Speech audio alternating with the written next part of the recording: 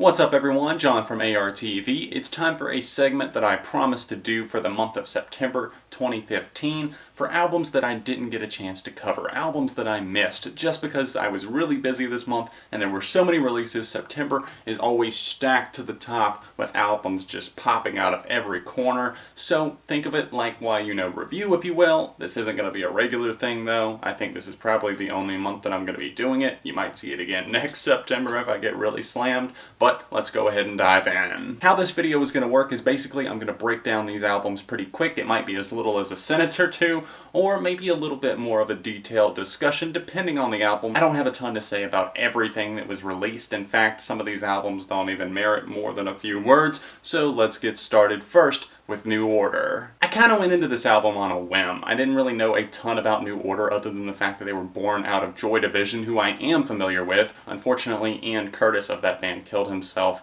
I believe 1980 or 81, sometime around there. And the founding members that were left went and started New Order. And I've heard some of their singles throughout the years. I've never heard a full-length record. This is my first exposure to them in terms of a full-length studio album, and I have to say that it sounds good. I've heard a lot of shitty comeback albums this year, and most of them I haven't even bothered to touch on just because I don't even care. It's like not necessarily that they're absolutely awful, it's just that they're so lackluster. But I think New Order, and like a lot of people have been saying, I think that's another reason why I didn't want to give this album a full-on review. A lot of people have been saying that this album is pretty damn solid for a comeback album, especially this late in their career. The members are nearly 60 years old. They sound great though. There's a lot of electronics and synthesizers that just sound awesome. Plastic is one of the best tracks on this thing, and of course the single Restless has some great guitar moments mixed in there with the synths. Overall, I'm enjoying this album. There's some weaker moments, especially towards the end of this thing. I feel like it kind of fell off a little bit. I started getting a little bit of a disconnect there, but overall, I'm going to say 3.5 on this one.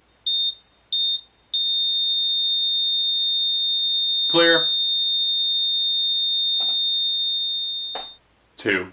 Kurt Vile is a musician known for being a part of the War on Drugs, went solo, I think it was around 2010 whenever he left that band. He played with them for about a half a decade, and his music that he makes on his own is definitely something that, I don't know, it's kind of thought-provoking to me, and there's a lot of instrumental breaks in there that are just absolutely wonderful. I don't think that it's an album that you're going to listen to really all the time, but there's a setting, there's a time and a place for it to be heard. In fact, I was listening to it at work the other day. It was a rainy day, and I was just kind of like looking out the window. There wasn't much going on, and it just felt perfect. It was a really soothing listen, and I love especially tracks like this single, Pretty Pimpin'. That's one that I think is definitely a little bit out of his comfort zone. Saw him talking about some really cool lyrical themes there, so being a stranger to yourself, essentially. And I don't know, I'm impressed with this album all throughout. There's some great grooves here that you just really slip into.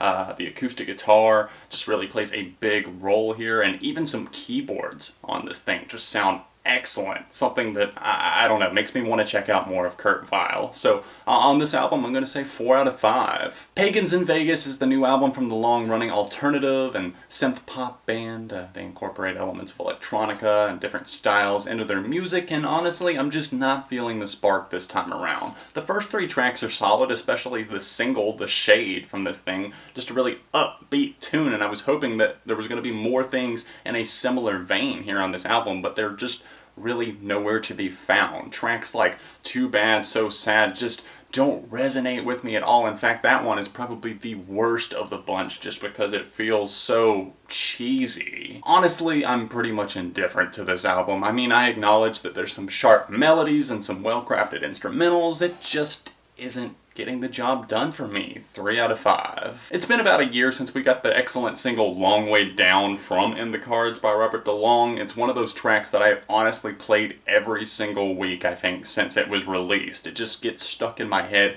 all the time, and for whatever reason, I accidentally forgot to put it on my best songs of the year list last year, so I'm thinking that it could probably work its way in there this year, considering it did land on a 2015 record. The 80s tinged Don't Wait Up dropped in June, and I got even more excited for In the Cards. I was loving what he was doing. He was doing some electronic mixed with the 80s, and then just an alternative groove running all throughout, and I didn't know exactly what to expect on this album, but I definitely think I was rewarded for listening. It's one of those albums that I actually bought it based off of only hearing 2 songs, and I almost never do that. I almost never blind buy, if you will, in 2015 especially. But this one was totally worth my money. Loving most of the songs on here. Acid Rain, Selling You Something, just a very hyper track. Jealous, which is infectious as hell. Just a really well-rounded album. There's a few moments like Pass Out that I just don't really care about that much. They feel like weaker links on an album full of strong suits that just played their best hand at all times. But really, I can't complain about this album too much. I hope you guys will check it out. I'm going with a 4 for In the Cards. Didn't Muse have a song of a very similar name back in 2012?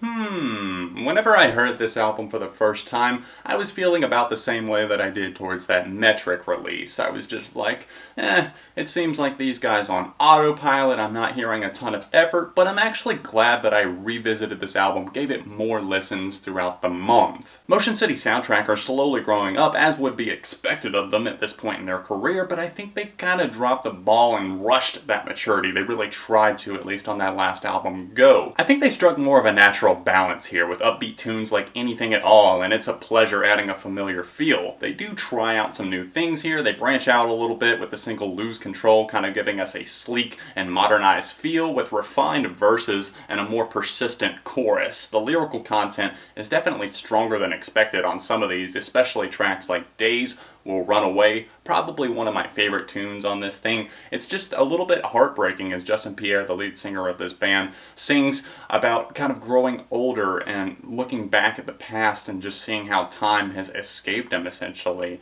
And it's one that it really adds a nice mid-2000s vibe. It reminds me so much of the music of my teenage years, and I think that's probably why I like it so much. It definitely serves its purpose as the closer here on this record. There's a fair amount of songs that I just don't really care about, but I do think the album is worth at least a couple of listens. But another song called Gravity, really, Motion City Soundtrack? How many is that in 2015? Somebody give me a tally right now, please. 3.5 for Panic Stations. I don't know exactly what state of mind I was in whenever I reviewed blessthefall's last album, Hollow Bodies, in 2013, but whenever I replayed it to just get prepared to tackle To Those Left Behind, it just didn't really move me that much. I mean, don't get me wrong, there's moments that are good. There are definitely some standout moments, but a lot of it felt very mediocre to me, and this time around it feels even more tame, just like a shadow of that last record. There's some slow moments on here, there's predictability at pretty much every single corner that you could expect it. It's just a metalcore meets, I don't know, some other outside and electronic influences. I don't really feel like it's that interesting of an album. I don't really care about it, I guess is what I'm driving at. 2 for me. I hope you guys enjoyed this segment. Let me know your thoughts on any of these albums that I covered in the video in the comment section down below. Don't forget to smash the like button to let me know that you enjoyed it. I'm sorry that it took me so long to get to some of these releases, but there were so many albums I was just really backed up. And I also have some very cool news that I'll hopefully share in detail pretty soon, but let's just say that you probably won't be seeing this exact backdrop for much longer, probably within the next month or so. So bear with me if I get bogged down and I don't put out as many reviews, but thanks for sticking with me and watching. I'll see you guys very soon right here on ARTV.